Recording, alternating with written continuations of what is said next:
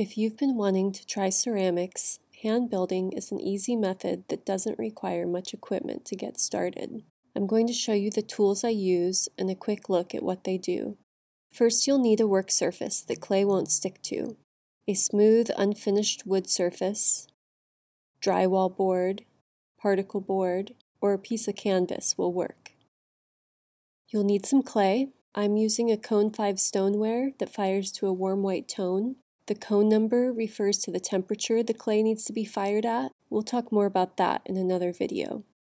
Other items you'll need for your workspace: a container for water, a sponge, a container for stray bits of clay will keep your workspace clean and keep unwanted clay crumbs from the surface of your project. Now for some tools. These are the standard go-tos for everything I hand build: a fettling knife, scoring tool, wooden shaper tool, paintbrush, needle tool, metal rib, and steel scraper. I also like to use these: a wire cutter tool, a rubber shaper, a beveled edge cutter, and circle cutters. These are just round cookie cutters. And for my bead making, I use a wooden tapered tool and brass hole pokers. A few more things before I forget: a ruler, a towel for your hands, strips of wood, and a rolling pin. And a couple things that are not required but really come in handy: cardboard tubes and a banding wheel. Now we'll take a quick look at how these tools get used in my hand building practice. Use the wire cutter to cut off pieces of clay from the block.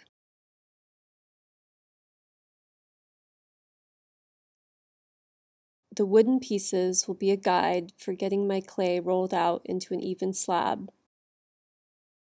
I roll out the clay until the rolling pin is flush against the wood. The metal rib will smooth the surface and further compress the slab. Use the straight edge of a ruler or one of your wood pieces to cut a desired shape. I've made a template to help me quickly find the dimensions I want. I use a beveled edge cutter so I can match the same angle on every cut. Alternatively, you could use the knife, holding it at a 45-degree angle while cutting. The scoring tool preps your cuts to adhere to each other. I'll bend the clay around a cardboard tube to round the slab into a cylinder. This is going to help me make anything remotely symmetrical.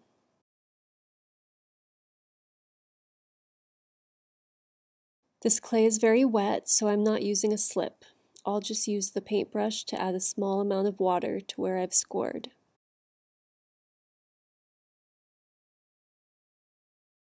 The wooden shaper tool helps me blend the edges I've combined. I use the needle tool to trace shapes I want to cut out. Since I need a base for this cylinder, I can just trace its footprint as a guide. I could also use the circle cutters for a fast and clean circle.